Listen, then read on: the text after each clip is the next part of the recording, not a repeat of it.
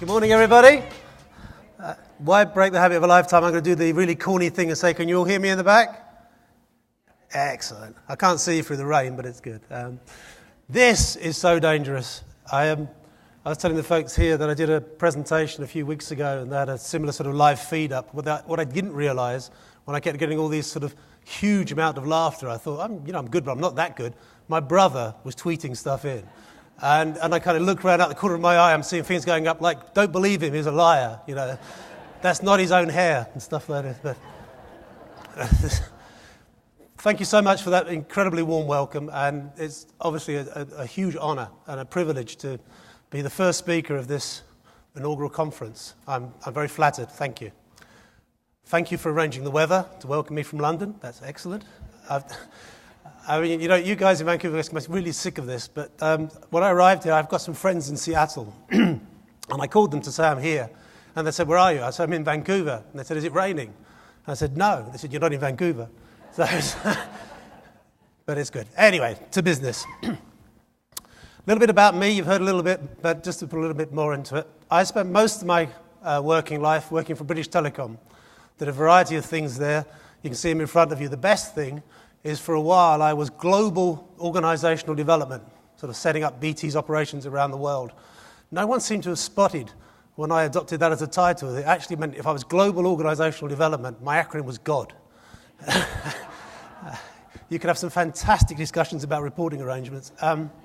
I left British Telecom back in 2004 to work for myself, and I work across a variety of sectors, everything from fashion through finance.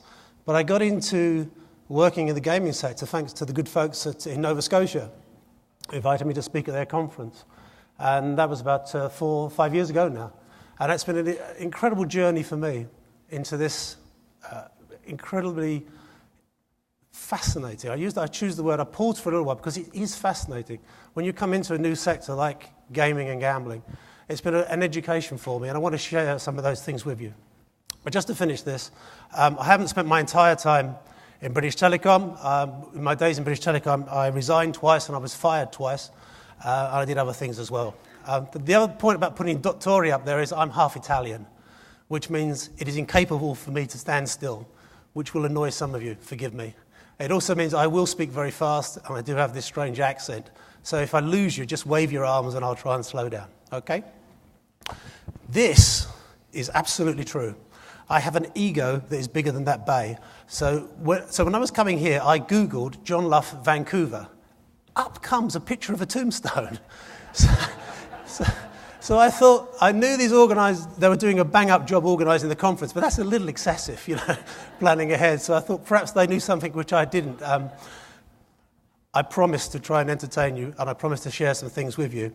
But talking about corporate social responsibility, brand and marketing, that's a huge topic. So I'm just going to touch on a few things to hopefully open up some topics which the illustrious speakers that you have over the next day or two, they'll start filling in the gaps as I open them up. But it's going to be tough. I want to talk about a few definitions. For those of you that are experts in corporate responsibility, bear with me. I want to put a few things in context. I do want to talk about the work of the World Lottery Association, not as an advert, but to really get into sort of what's the big issues which I think we're facing. This will be my personal opinion. In case there's any lawyers in the room, I'm not actually here speaking on behalf of the WLA, but I'm sure that what I'm saying is consistent with policy. And then I do want to leave a lot of space for discussion. So please, if you've got questions, if you could make notes to them, because we will get to a debate, and if you don't ask me any questions, it's going to be very lonely up here. So some definitions. There are many, many definitions of CSR, corporate social responsibility. The University of Cambridge in the UK asked me to come up with a definition for a new textbook they were writing about a year or so ago. That's what I think CSR is all about. It has to be about the long term. It can't be about quick fixes. It has to be the long-term positive contribution your organisation makes to the societies it impacts directly and indirectly. So that's, when I'm talking about CSR, corporate responsibility, that's what I'm thinking about. By the way, if anything I say is of interest to you, anybody wants copies of any of these slides, just let me know. I'd be delighted to get them to you. Brand. Again, this isn't a lecture about marketing. There are many definitions of brand and marketing. I commend them to you, but this is what I think about brand. I think brand is your promise. It's everything that you are committing, consciously and unconsciously, that you are committing to deliver to all audiences, internally, within your own organisation, externally, those that buy things from you, those that supply you, those that are dependent upon you. And all good brands, underscore, all good brands connect facts to feelings and feelings to facts. Some brands would like to split that. I've seen a lot of stuff in the financial services sector. Have we got anybody here from the financial services sector? Great, I can be rude. They're a bunch of thieving crooks. That's not true. I love banks. But certainly in the UK, you're seeing, for example, that a lot of the banks want to split facts from feelings. We see a lot of adverts on television where you see smiling people in branches who are desperate to help you in any way they can because they don't want you to think about the facts about what's actually happening. But of course, good brands want to connect them. The more you feel good about the brand, the more you want to know about it, the factual side, the more you know about it, the better you feel and around you go. If you like, it's all about the experience. It's about the two twists, the double helix and the DNA. You can't separate them. Everything I'm going to be saying in the next 45 minutes or so is put in the context of we live in an age of distrust. You can't overemphasize this. Things which we took for granted in the past, financial services, I've talked about it. Hospitals. If you look at hospitals in the UK, you know, most hospitals now have got an invisible sign above it which says you will probably leave here more healthy than when you went in, because there's worries about the drugs aren't working anymore in terms of antibiotics and so on. There's been a loss of faith in religious institutions and so on. You can read it for yourself. But the context is a lot of things which in society we took as read, things you could trust. It's no longer so. But there is no hiding place. For those of you that, why would you know about him? But the gentleman with the really bad blonde hair on the right there, there's a guy called Jimmy Savile. You may not have heard about him. But in the UK, this guy, for about the last 4 decades, he died just a couple of years ago. He was an icon. This man was on TV virtually every night. He ran children's programs. He helped children live their dreams. He raised millions of pounds for hospitals and other good causes. One little problem. He was a serial, disgusting paedophile. This guy worked for the BBC.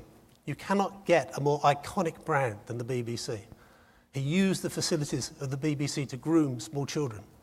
He abused those children in the very hospitals he was raising money for. And he got away with it for the better part of 4 generations. But he was found out. And all those people that suffered at his hands have started coming out of the woodwork. It's been a huge release. But the impact of that is, of course, it's then opened the doors of the BBC and other institutions to start, for want of a better word, exposing other folks. There is no hiding place. Folks who thought you could get away with hacking into the phone systems, like the Murdochs here in front of commissions in the UK, you will get exposed. If you think you can cheat at sport, any sport, it happens to be cricket in this illustration here, you will be exposed. If you think you can take blood diamonds just because you're a supermodel and think that no one will know because those diamonds allegedly appeared in your bedroom in the early hours in the morning, you will be exposed. Betting on ignorance and stupidity is at best high risk, and it's certainly an unsustainable strategy. I will come back to all of these things. So is CSR something new? Because I get asked quite a lot, this thing about sort of corporate responsibility and sustainability, this seems to have come to the forefront in the last few years. Is this something new? I don't think it is. I think what has changed is technology. Let me explain. Forgive me, I know some people in the audience have heard me talk about this before, but I think it bears repeating. If you look at the history of corporate responsibility, a lot of it starts, you can track it from, particularly if you use the example of Europe. In Europe, over the last few hundred years, when people moved from living in the country to living in the city. If you live in the country, you pretty much know about the stuff you're consuming If you're eating something, you probably knew the guy that grew it or raised that pig before you ate it. You knew about drinking the water. In fact, you didn't drink the water because you knew it would kill you. That's why you brewed beer or you brewed wine or something and so on. Because you know, well, that's my excuse anyway, but you know about those things. But if you move to the city, you become disconnected from that source of supply. So that's why when you look at a lot of Victorian brands, particularly those that come out of a sort of a social conviction, like Cadbury, for example, Quaker families that came into things, you see a lot of Victorian brands, iconic brands, will have a signature on them. It's actually saying, look, we put our name on it. So you know. So that if you're buying flour, you know this flour, even if you didn't know the guy who made it, because we're putting our name on it. So you know it's not chalk dust and mice droppings, it actually is flour. Think about financial services institutions. Virtually every stock exchange around the world, every bourse, will have a sort of a sign-off tagline of something like, my word is my bond. Because if you live in a small community, as folks did a few hundred years ago, you don't need bits of paper. We shake a hand, that's it, my word is my bond. And you can see that. I think the strongest example is if you look at the word bankrupt. Anybody know the origin of the word bankrupt? It's Italian. It comes from two words, banco, a bench, banco, and rupta, broken. Because in a marketplace in medieval Italy, you set your bench up in the marketplace. Even if you're a bank, like the Medici, you set your stall out, you put your stall in the marketplace. If you broke the rules of the marketplace, bankruptcy wasn't a little quiet hearing that happened in a courtroom somewhere nobody saw. Your bank was smashed. Your banker rupta. It's like the military, breaking a sword over someone's knee. It happens right there in the marketplace. Your bench is broken, you're out of here. And everybody knows about it. It's very visible. My contention is that's exactly what happens now. But it doesn't just happen in a small village, it happens on a global scale. Because of this stuff, like with Twittering, with YouTube, with all the other various forms of social media and the World Wide Web.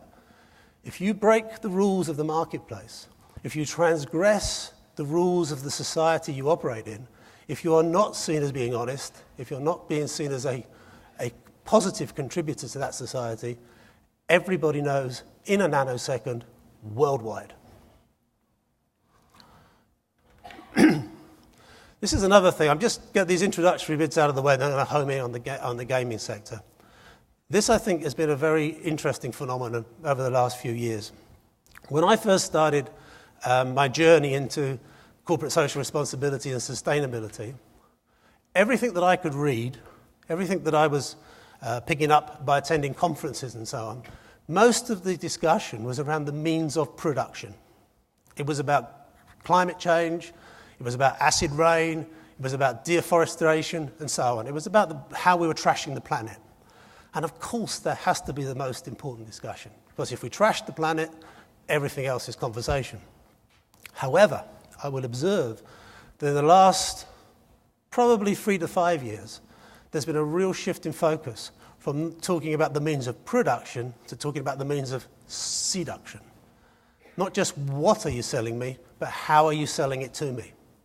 So, for example, with that kid, and you see at the top of the screen over there, it isn't just about what's in that burger, it's about how are you selling it to me. It's about when are you placing the adverts. It's about, for example, I ran a workshop a few years ago for folks in the fast food sector, and we gave them a question. We said, here's a hypothetical.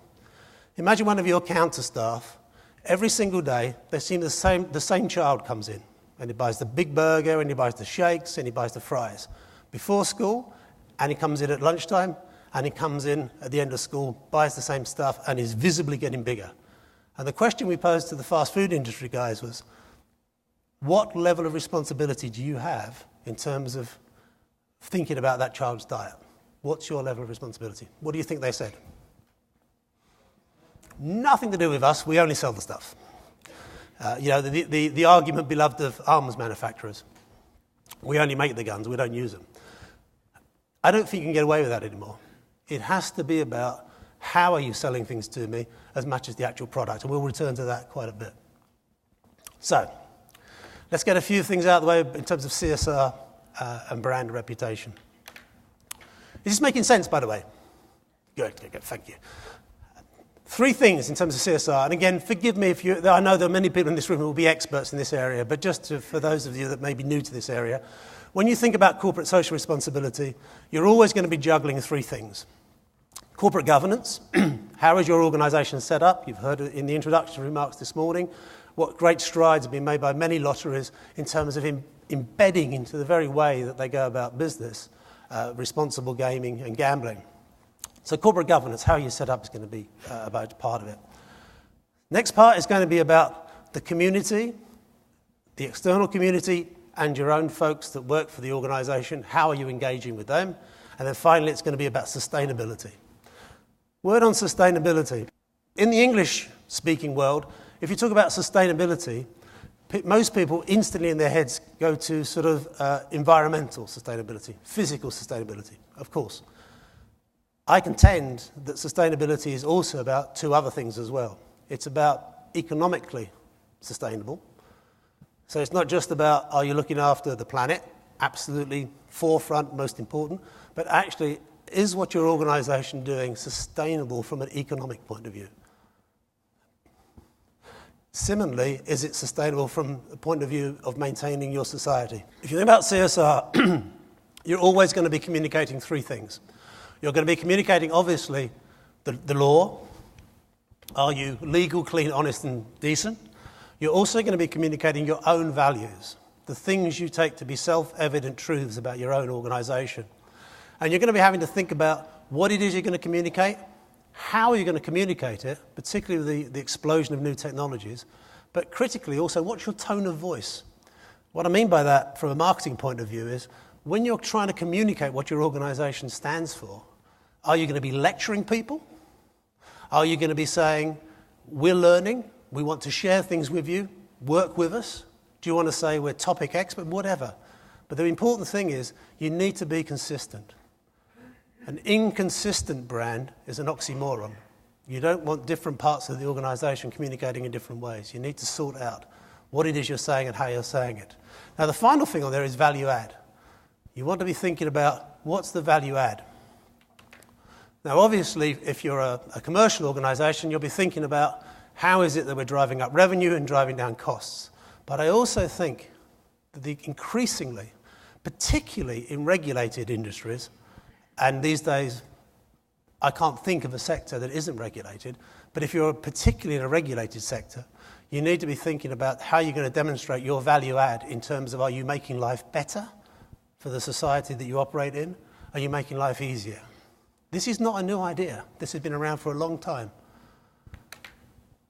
Now, this word has taken on different meanings, but the origin of the word Commonwealth is just that. If you think about a lot of the folks which came from Europe, the English-speaking parts of Europe, which came to the continent of North America, they actually labelled the organisations they were setting up as the Commonwealth of Virginia or so on, because the idea was that we are working for the Commonwealth. And the Commonwealth can be measured in many different ways. And some of those ways it's not easy to measure, but it will come down to, are you making life better? Are you making life easier for everybody? I want to come back to that topic.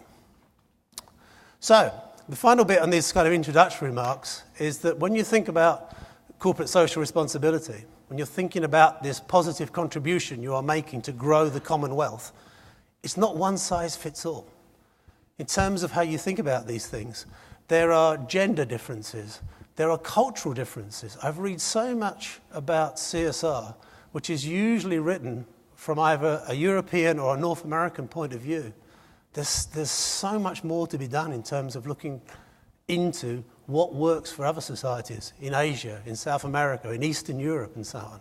And similarly, there are age differences. See the guy over here? If you want to talk to him about CSR, you've got to think about the fact that he's got an attention span of a gnat. I know because he's my son.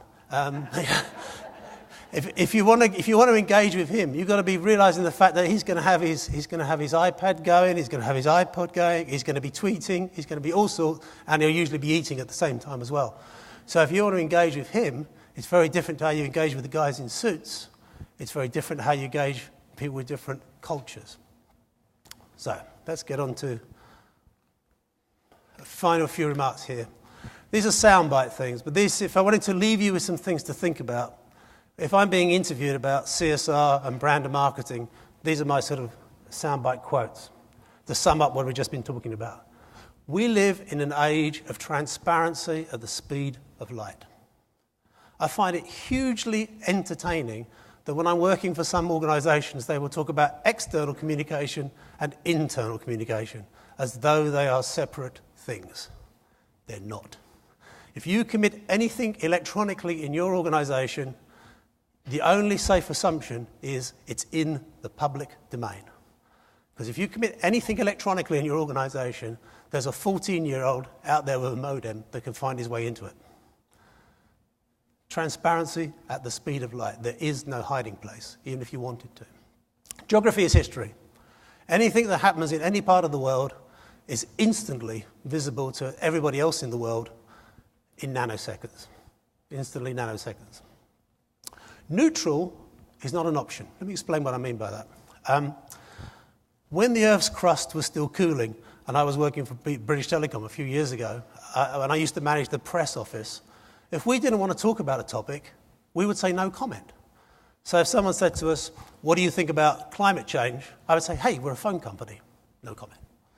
What about child labour in China? Hey, phone company. No comment. Think about it now. It's not acceptable any longer. I don't know all the organisations that you guys work for or run yourselves. There isn't an organisation in the world where if your opinion is asked, where you could just say, no comment. Global warming, no comment. Child labour, no comment. The impact of gaming and gambling on your society, no, it doesn't work. Neutral is no longer an option. You better have an opinion as an organisation on the big topics of corporate social responsibility. Because you know what? If you don't have an agreed opinion, every person in the organisation will make up their own mind, and you'll have different messages coming out. Finally, good, just doing good, is no longer enough, and that's one I will come back to. So, let's talk about gaming and gambling. Why is responsible marketing so incredibly important? I'm starting with the premise that it's the right thing to do anyway. I'm assuming that if I talk to everybody in this room, you're going to believe that making your marketing responsible is a good thing and you should do it anyway.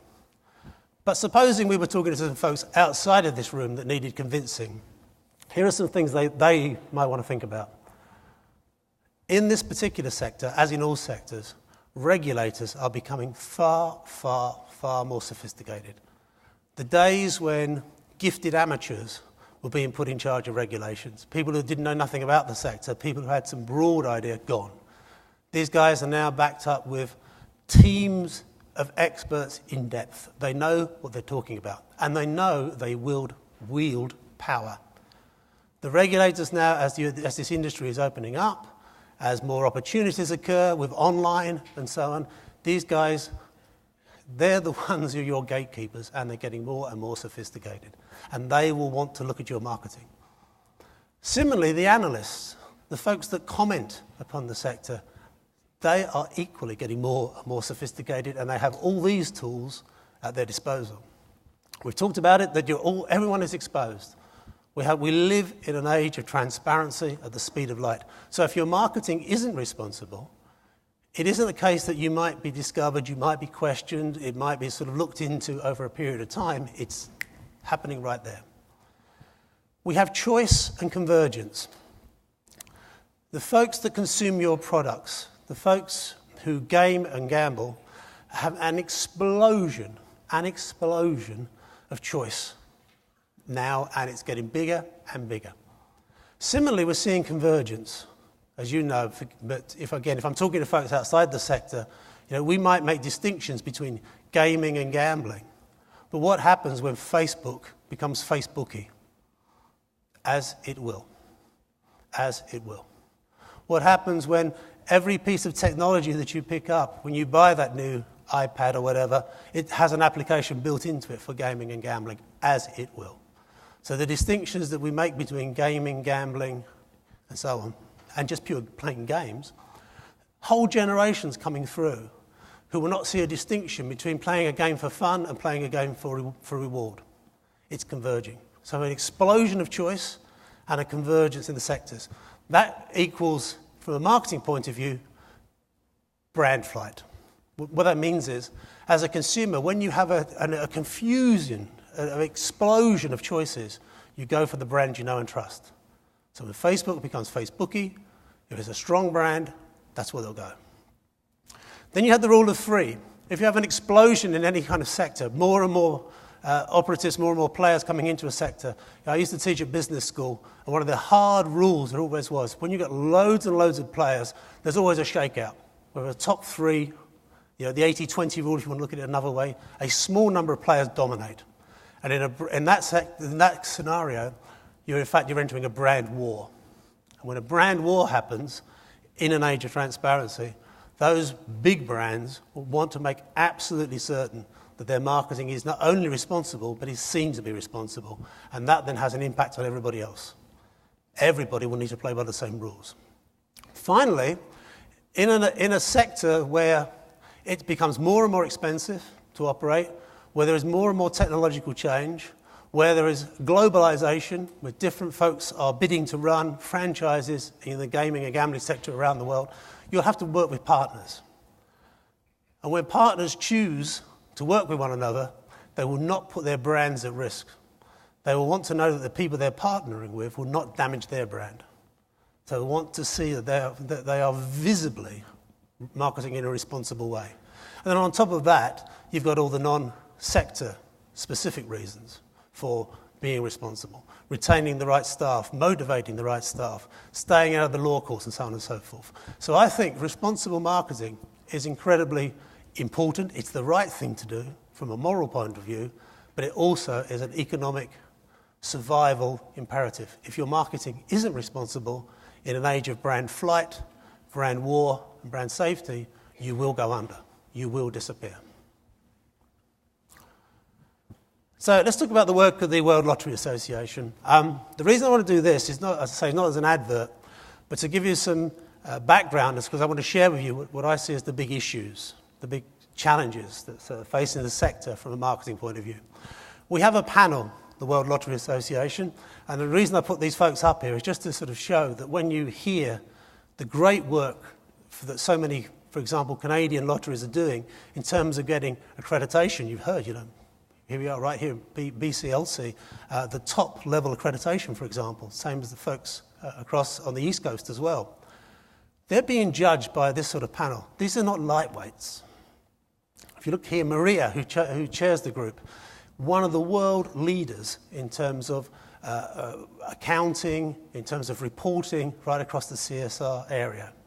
Ines from Spain, top international finance analyst, knows inside out, back to front about money laundering and so on. She's the kind of person that if the European Union wants to look into what's happening in terms of a new election in Africa, she's the kind of person that gets sent. And Henry Chan knows a little bit about the sector. He was the former exec director at the Hong Kong Jockey Club. And then just to balance things out, they put me in there as well. Now these guys, what do we look for when we are looking at a lottery to say, yes, these guys are excellent in terms of responsibility? You can read it for yourself, but it's the obvious things. We're looking out there to see, can we have proof positive that any organisation is truly committed, not just to being good, but to researching, to developing, to being continuously on their toes in terms of what's best practice and so on.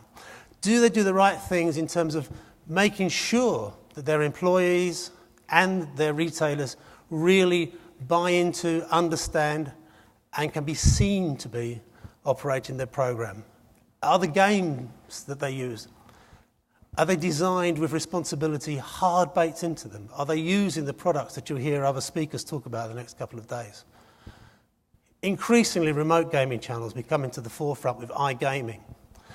They're different things, as you know. That you can't just take some of the rules which apply to physical face-to-face activity and transport them to the net. It doesn't work. Marketing, I'll come back to in a moment. Player education, referral. Do we make sure that the folks that seek help can get help?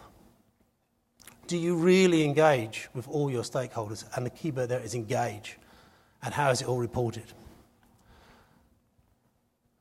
These are what I see as the big challenges. This is where I want to sort of focus on for the bulk of the last part of my presentation. I see excellence around the world in terms of what lotteries and other gaming and gambling institutions are doing. But I do see some things which I think we can all improve. Can I go back to something I said earlier on? This is my personal opinion. I'm not speaking here in terms of official policy of the World Lottery Association. This is what I observed, but I checked it with my colleagues who also sit on the panel. And I want to take each of these things in turn. And please, if there's any thoughts that you have, if you disagree with what I'm saying, that will be great, because we could have a discussion at the end. But this is what I see as the big challenges from a responsible marketing point of view. Monitoring is not the same as evaluation. They're different things. We ask lotteries around the world to give us evidence that when they are applying their responsible practices, that they are actually measuring what they're doing. What we very often get back is not evaluation, it's monitoring. They'll tell us about the number of calls they get in terms of people seeking help. They'll talk about the number of chances to see. Number of chances to see meaning if they're running responsible advertising campaigns about know your limits and so on. They'll tell us about the number of opportunities they were. They'll talk about the number of employees that have been trained. They'll talk about a code being in place and how many times it's been used and so on. That's monitoring. It's not the same as evaluation. Telling me that an organisation had 100 calls is one thing, but that might be 100 calls where 99 people were very, very angry and fed up. Or it might be 100 calls where people were absolutely satisfied they got help that they needed.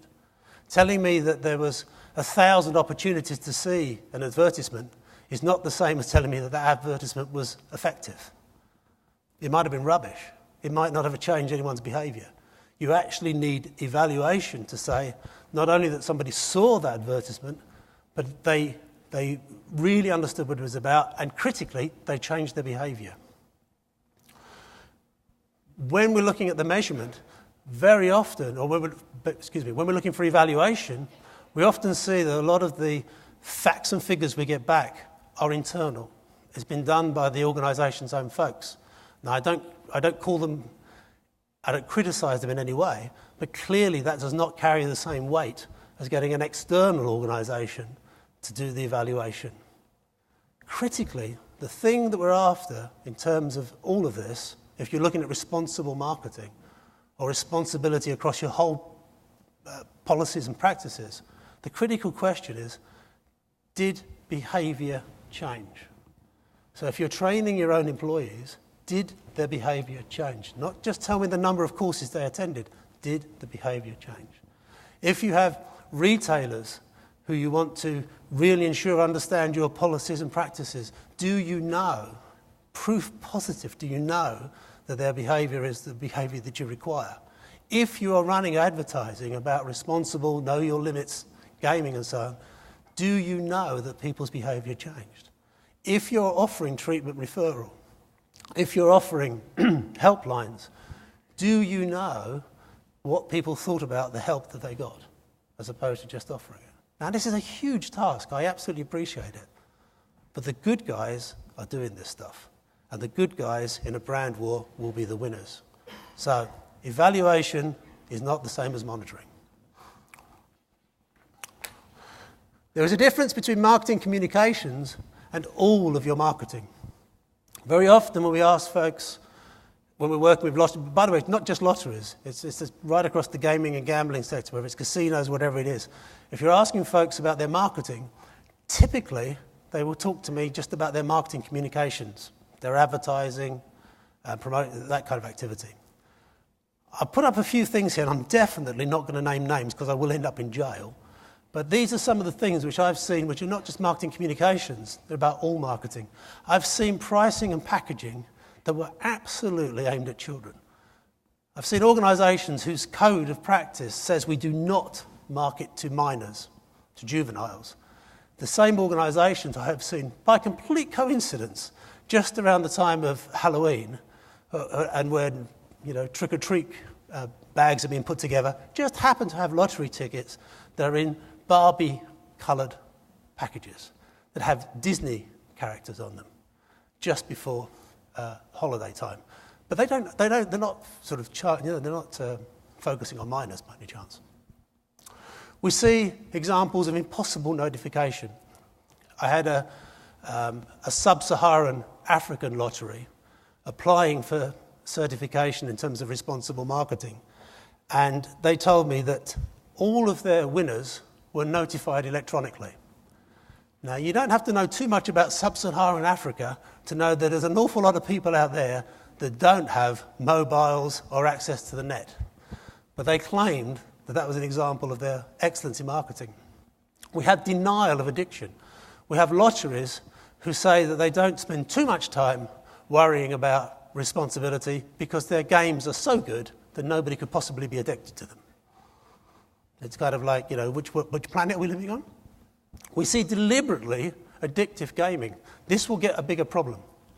If you buy games, electronic games, you'll actually see them. I'm not talking about gambling, I mean games like, video shoot-em-up type games. You'll see gaming manufacturers who will actually promote things in terms of our most addictive game yet. And these guys are coming into your sector. These are experts at getting people addicted. It's going to be very interesting to see whether they have a personality transplant and move away from that. See, inappropriate or lack of corporate governance.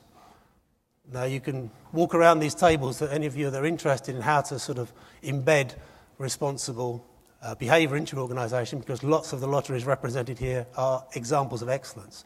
But I see many, many more whose, when you actually dig into the organisation to find out who's in charge of applying responsibility, it's a very, very junior member of staff.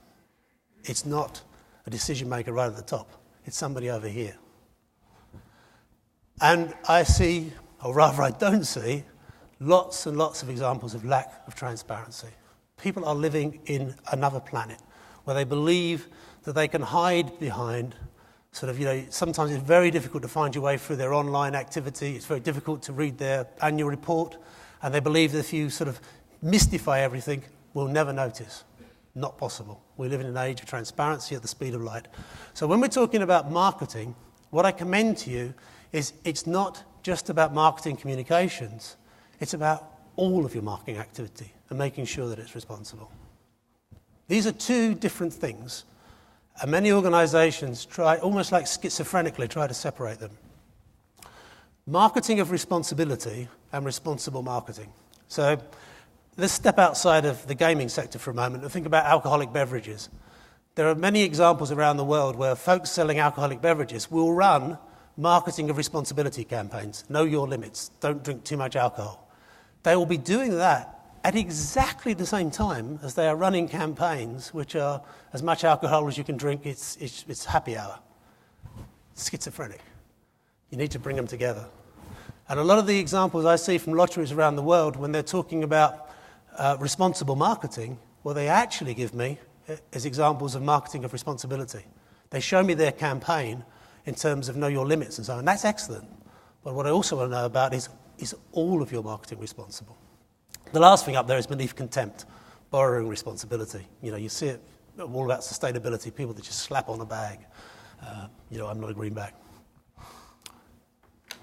Communications versus engagement.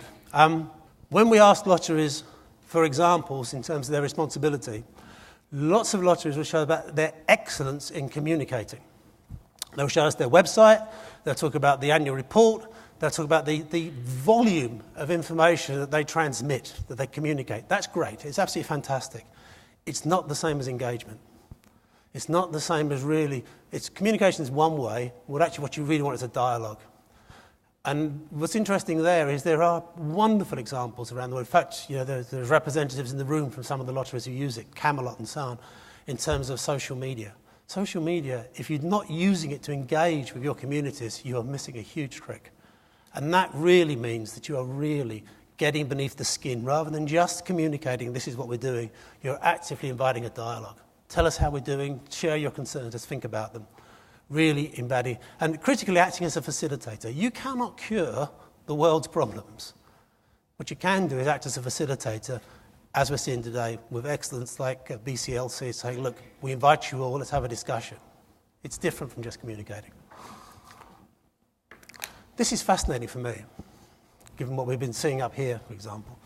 So many lotteries, and not only lotteries, but folks across the gaming and gambling sector, it still feels like we're back in the 1980s. When I ask for their chosen examples they want to share with me in terms of their marketing, they start producing sort of like bits of paper. Here's leaflets we hand out. They start showing me a bit of TV and so on. We're living in 2013, not 1980. I want to know what these organisations are doing in terms of using social media, in terms of texting, in terms of twittering, in terms of pop-up advertising. All the kinds of stuff that you see right across so many other sectors that are really sophisticated. And while I'm talking to these guys about it, it's not just for my health, it's for theirs. For all those reasons that I said earlier on in terms of what's happening within the sector, if you're not using cutting-edge marketing, you won't be around for long. It's the nature of most lotteries around the world that what they're doing is to raise money for good causes. Obviously, that's the primary reason for being. And very often when we talk to lotteries and say, tell us about what you're doing in terms of responsibility, they'll talk about the great things, the organisations that they are raising money for, what they're doing. That's very interesting. But what I want to know about is what you're doing. What's your strategy? And you see this not just across this sector, but this is happening right across all sectors. That the critical question that's being asked in terms of CSR is, tell me your core strategy. Tell me what you do as an organisation to add to the commonwealth. What is your organisation is doing? Yes, it's raising money, that's great, but what else are you doing? What's your core strategy?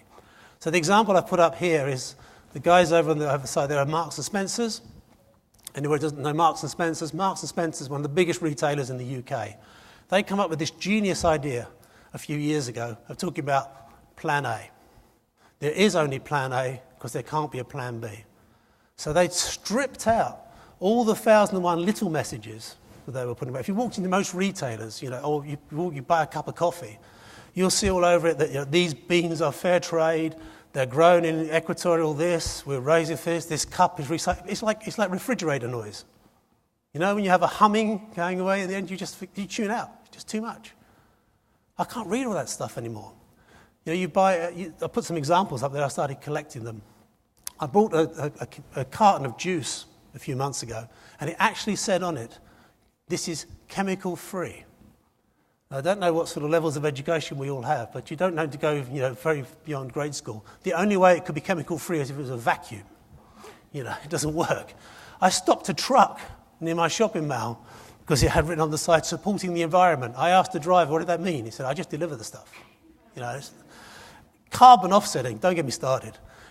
Carbon offsetting had to have been invented somewhere in Scandinavia because the Vikings had this idea of blood money. Blood money basically meant, I killed your relative, don't worry, here's some gold. Carbon setting, same thing. I'm trashing the planet, don't worry, here's some stuff over here. It doesn't work. It's what's the core strategy. Boundaries. It's all getting very, very complicated. You guys know all this. But in a sector where we're seeing is that an organisation over here is actually owned by their suppliers. There are examples of that in the gaming and gambling sector, where we're seeing that what's in one country is a state-approved operator is now running franchises in other jurisdictions, where we're seeing organisations that operate in countries with a federal system that are operating across different states. It's all getting very, very complicated. That means that when you actually want to stand up and say, look, we want to be judged, we want you to believe, we want you to know that we are responsible, it makes it all the more imperative that your communications is excellent. When it's confusing for anybody looking into the sector, your communications have to be crystal clear, sharp, focused, so that I can understand what it is you're doing and why. And that's hard. It's hard work. So, You'll be relieved to hear I'm coming towards the end, and I want to close on a few big themes to leave you with.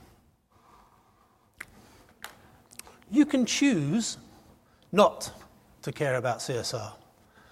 I think that would be a very brave strategy, but you could. But if you're going to do something about this, if you really want to embed CSR and responsibility into everything you do, there's two times you can do it. You can do it now, or you can do it when it's too late. And the classic example of that happened on my doorstep. We heard for years and years and years about the legacy. There was going to be a legacy. The Olympics would not only happen in London, and the Olympics, by the way, would not have happened without the lottery sector. That money paid for the Olympics. We heard, literally for 5 years, government telling us that there would be a legacy.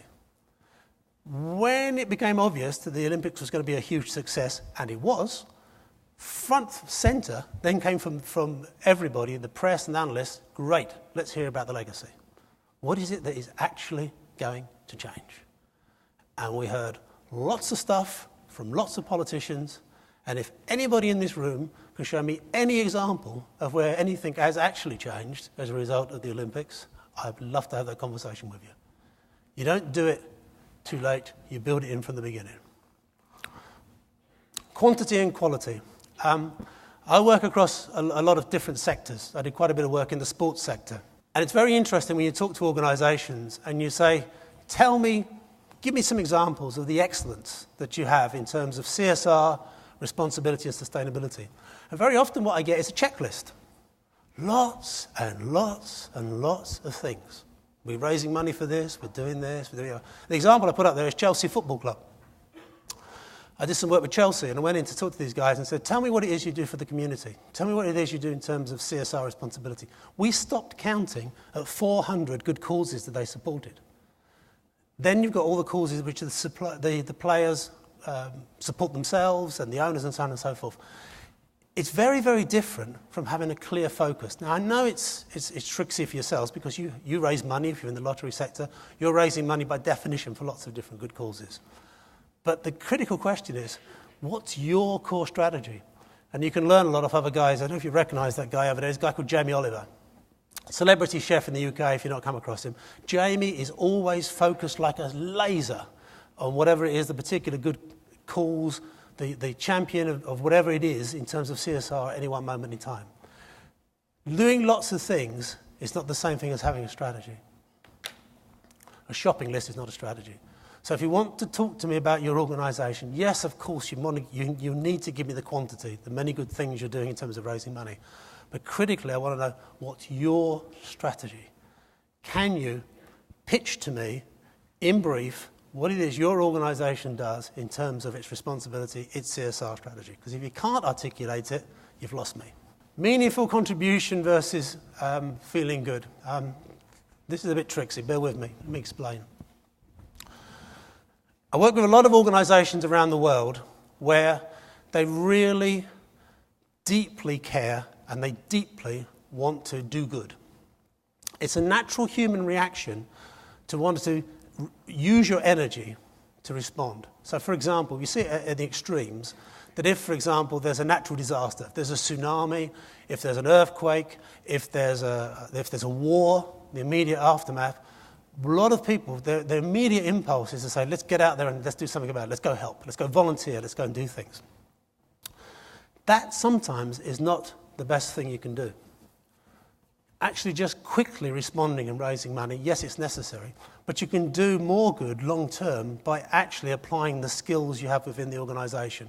Let me use an example from my old sector, telecommunications. If you're in telecoms, the last thing that you should do when there's a disaster is rush your own staff out to the disaster. Because the people on the ground don't need you. Because you need to be fed, watered, looked after, and you'll leave a lot of kit behind which no one can use. Where you're actually needed, where you have real skills, is in managing telecom traffic, and that might be in Geneva, working with the Red Cross. But there are some bad examples of certain PR and marketing agencies who love just to take pictures of disasters, looking after starving children, taking pictures of a lot of guys and ladies in business clothes sitting around planning things is more tricky to promote. You're the only ones that can answer the skills that you have within your own organisations. I mean, there will be unbelievable depth of wealth, of knowledge and skills in this room. Things like, for example, if you look around the world, there are big, big challenges in terms of numeracy. You know, I was talking to the governor of the local prison where I live in the UK. Most young offenders, certainly, I can't speak about the rest of the world, but certainly in the UK, most young offenders have problems with literacy. They can't read and write, which then causes emotional anger within them. They have challenges. The same group have huge problems with numeracy. They can't handle numbers. If you think of the skills within the organisations we have represented in this room, you know about numbers. You know about those kind of things. How are you using that knowledge? How are you using those skills to help within your own organisations, within the societies you work within? I picked that example out of the air. You're the only ones that can answer what skills you have within your own organisation. In terms of creating the Commonwealth, you raise money. That's fantastic if you're a lottery. It's for good causes. But I'm seeing fantastic examples when I work around the world now of organisations who are not just thinking about, we'll raise money and give some back. They're actually thinking about, what's the very thing we do as an organisation? Can our own business strategy contribute? So I'm seeing things like skills transfer, volunteering, but focused volunteering of their own teams in terms of using their skills to help educate the community. I'm seeing job creation. I'm seeing asset sharing. Folks that are, for example, I'm off to Singapore next week. The guys with the Singaporean lottery, they're thinking about when they have got buildings in terms of outlets for selling lottery tickets and so on, can they share those facilities with small businesses? There may be social concerns where they couldn't raise their own money to buy their own premises, and so on. You can read it all for yourself. If you found anything that I've said useful, if you're thinking that we might be, we're doing excellent things but we could improve, what is it you need to do? It's ludicrously simple. You know, you don't have to go to a business college to work this one out. The first thing you need to do is you have to create a strategy. Don't try and work on responsible marketing on the hoof. Don't make it up as you go along. You have to have a strategy. This is what we intend to achieve. It might be accreditation, it might be whatever it is, but it has to be hard baked into your strategy. That means you have to create and embed a code, a culture, and a policy. The critical bit there is create and embed. You've actually got to make it part of the DNA of your organisation. I see so many organisations that have wonderful, responsible marketing codes, and that's what they are. They're codes, and they kind of sit on the shelf. And when you ask the organisation some very simple questions like, who is responsible for that? Who signs it off?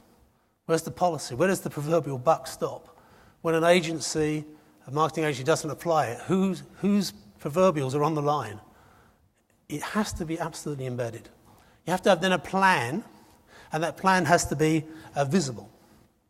You need to communicate. Why do good and not tell anybody about it?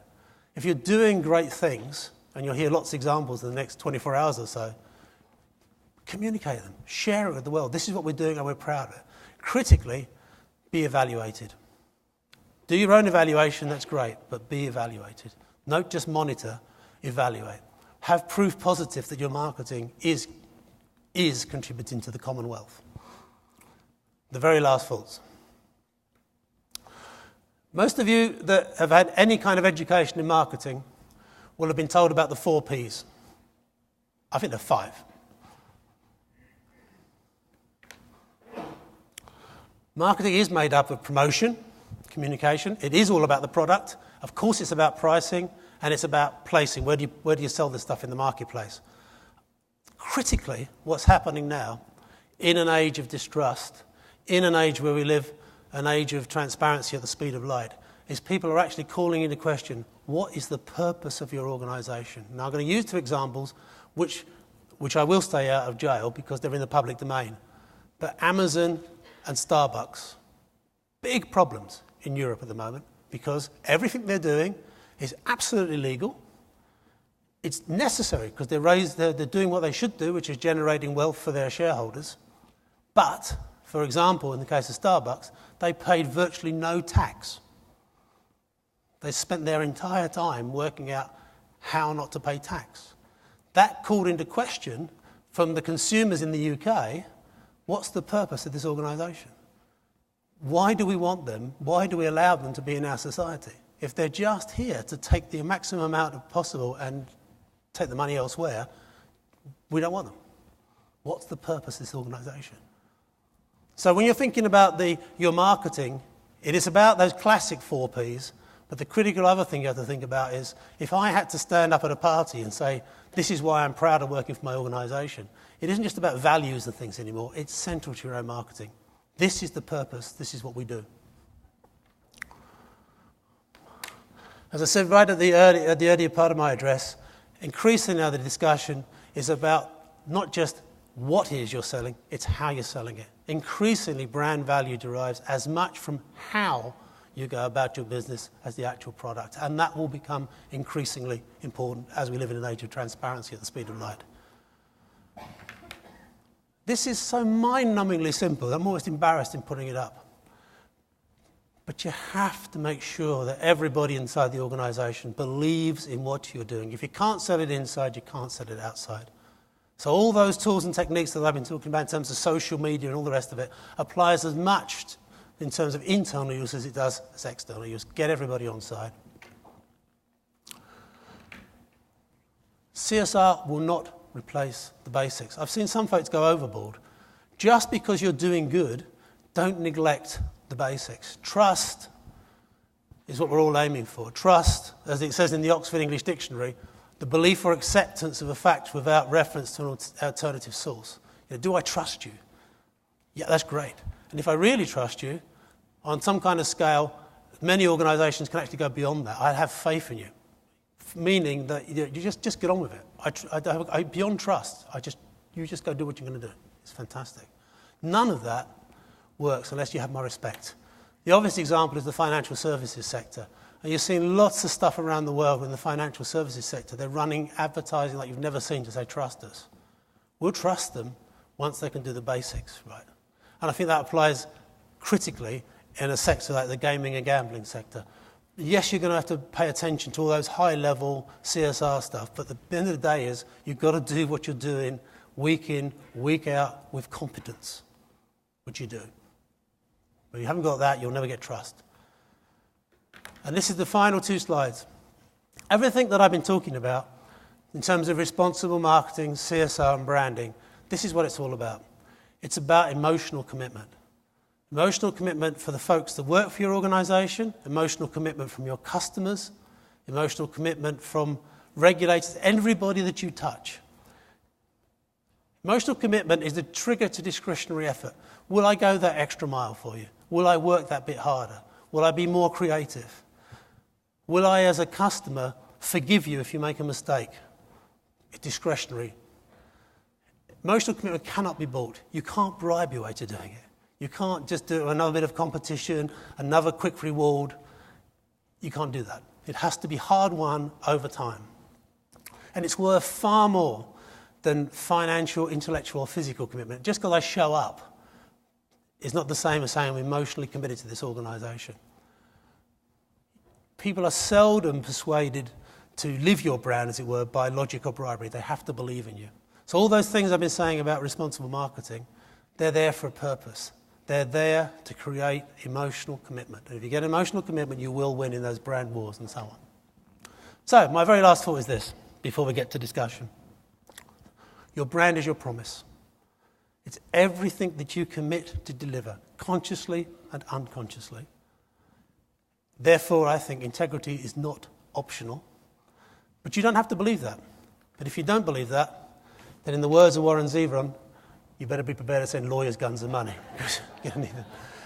You've done a splendid impersonation of being awake. Thank you.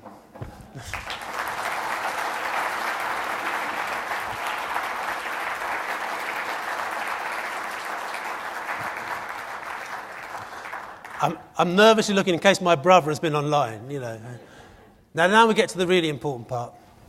We've got a good 15 minutes for questions and points. They don't have to be questions. If you've got points, if you think this guy up the front is a complete idiot, if you've got anything point you want to make, let's do it.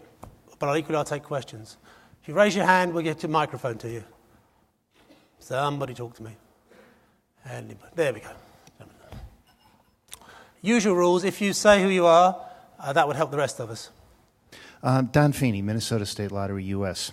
Hi, Dan. I was struck when you were talking about the need for measurement, which I completely agree with, how the difficulty becomes in the case of if we're looking to basically prevent problematic gambling. We are attempting to measure what didn't happen, which is incredibly difficult. And I'm wondering if you have any guidance as to how we do that. I will, and forgive me, I'm conscious about what I'm about to say will sound like a cop-out, but I'm very aware that you've got some excellent speakers who talk about product, who are going to be talking about the work that they do in this very area. So the answer to your question is, I think, that particularly what I'm seeing with lotteries, it's about, are you at least conscious of that question you've raised? I mean, there are some which I see that aren't even thinking about what you're describing. They're just monitoring the simple things. And if you are conscious of it, are you looking at what are the products that are available in terms of building it into the game, in terms of not just the game, but in terms of the calls you're receiving? It is possible, but it is hard. But you're right. I don't know the easy answer to your question, to be honest. I think there are other experts, and you've got one sitting right next to you, that maybe help when we get to other sessions.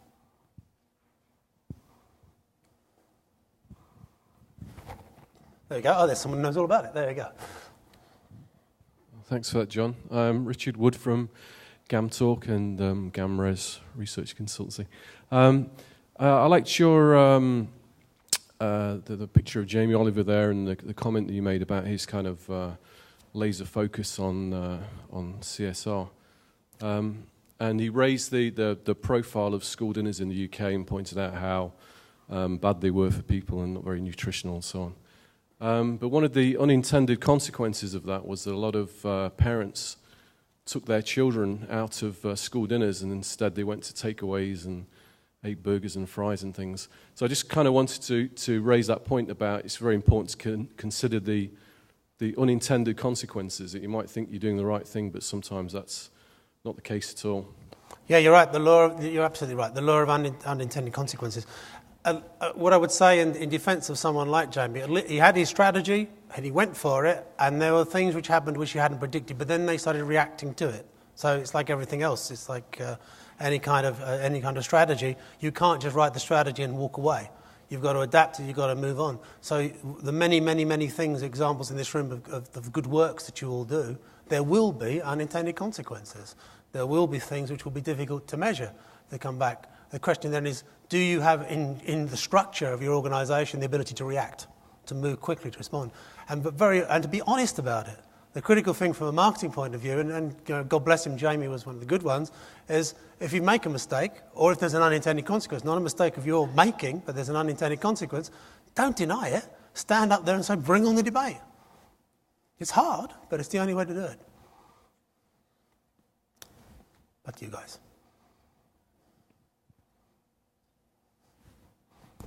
John, Marcia Walden, BCLC. I'm just wondering, we've talked a lot about some bad examples in the world where things haven't gone well. Yeah. I'm just wondering if there's some organizations that you particularly admire that you think bring that clarity of purpose and focus that we could watch. First of all, thank you for that reminder. I should have said it right up front. Yeah, you're absolutely right. When I was thinking about preparing to come here today, I did want to, given the very nature of this conference, the fact that you guys are facilitating, stimulating the debate, I did want to bring up some of the big issues. But you're quite right, that's an imbalance. So what's the really good things which I've seen? First thing I see, and I have to say, and I swear it's not because I'm standing here, is that anybody in this room that's a Canadian can take huge pride, is the fact that the lotteries in this part of the world have led in terms of being accountable.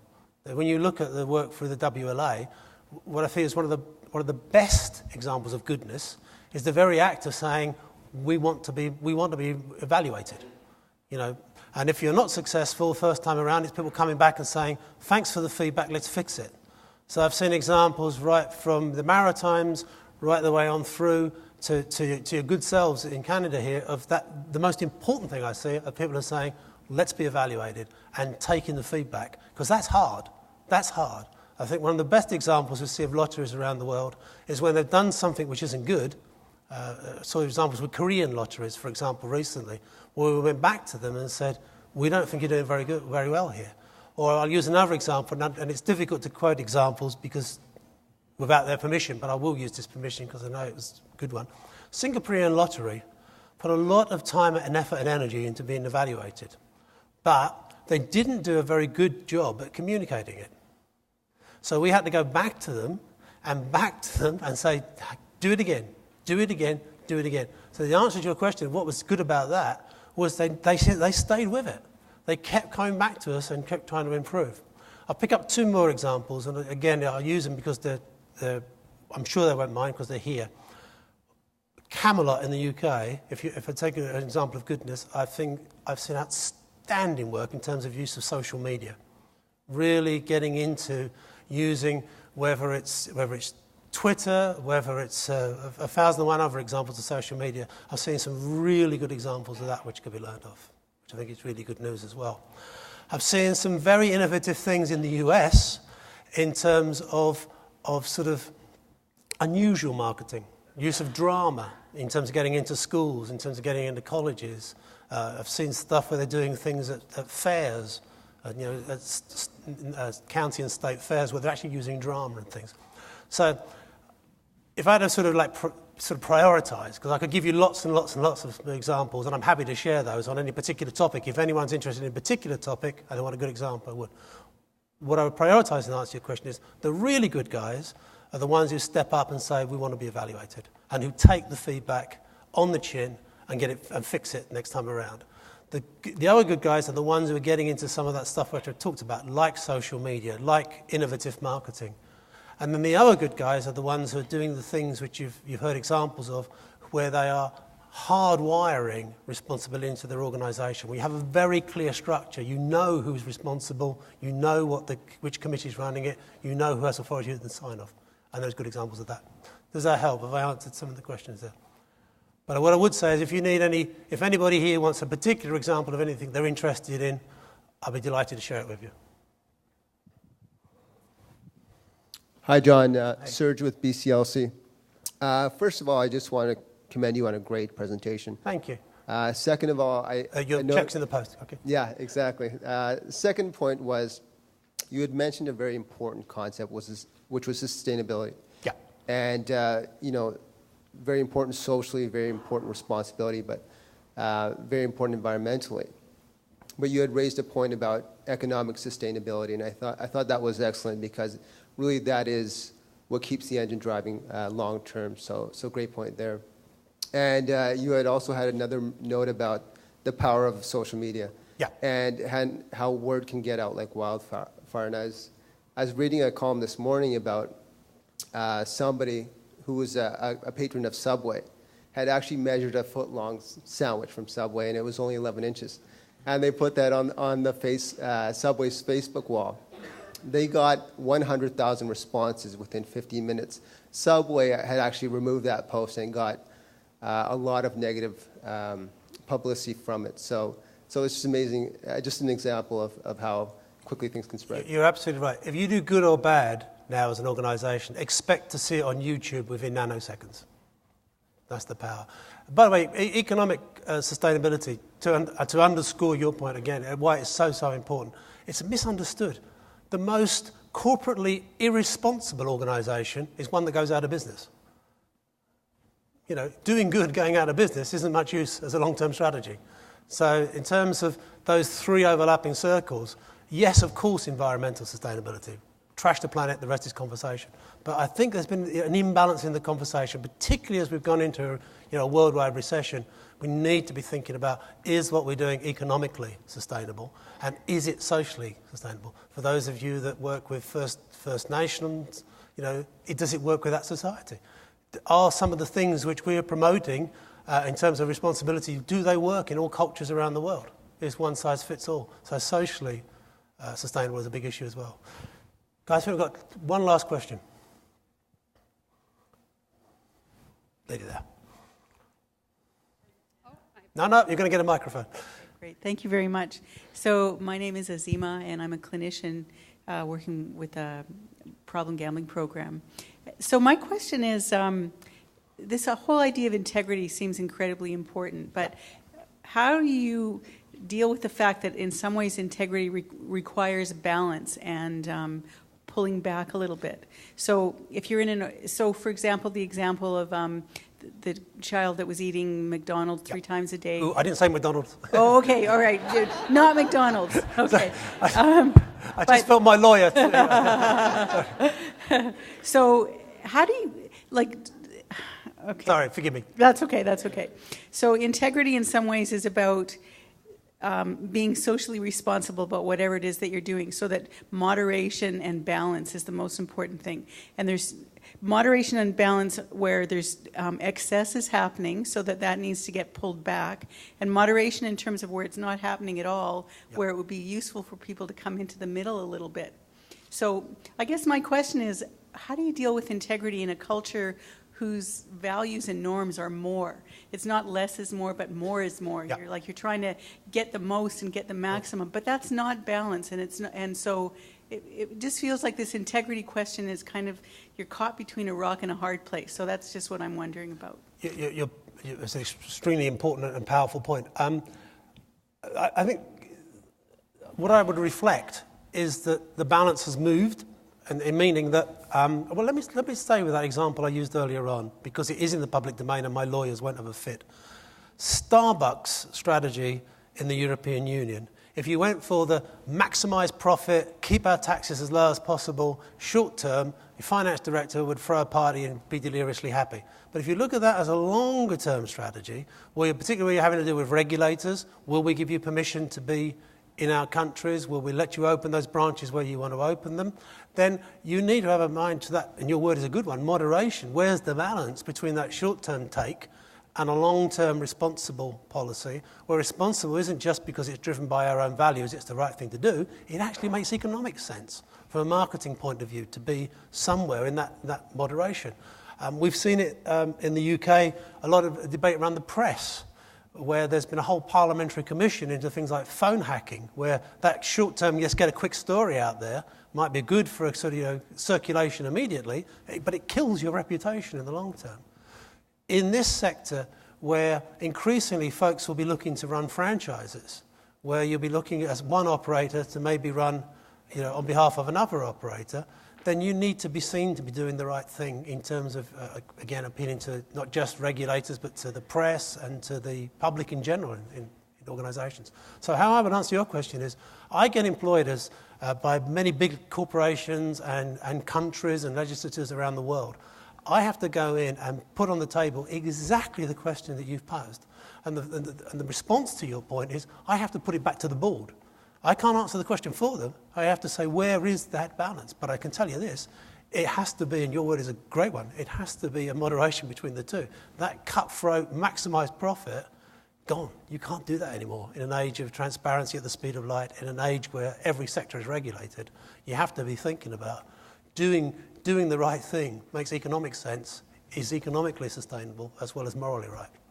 But it's a balance. So I think the answer to your question is, it needs to be hard baked into the strategy, and that has to be part of the discussion in exactly the same way as any other part of the business strategy is there. But the great thing is, folks like yourselves and all the rest of you that are outside the lotteries, is your role is to call them to account. And anybody else that's the operator. Where is that moderation? I must be out of time, forgive me. I'm going to be around for the rest of the conference. I will be delighted to talk to you. Any of you that are interested, since I raised it, if you're interested in the work of the World Lottery Association, I've got a few copies of this, which is the guide to responsible gaming, if you want to find out what we do.